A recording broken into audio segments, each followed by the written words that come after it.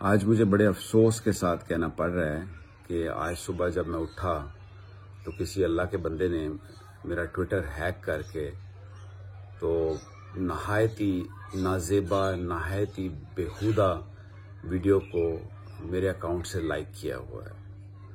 तो ये बड़ी शर्मनाक बात है और बड़े अफसोस की बात है और बड़ी तकलीफ दे बात है मेरे लिए भी और मेरी फैमिली के लिए भी।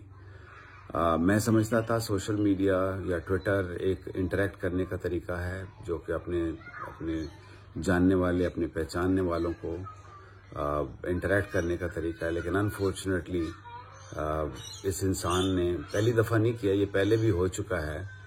तो मेरा ख्याल है कि ये आदमी तो ये इंसान तो बाज नहीं आएगा।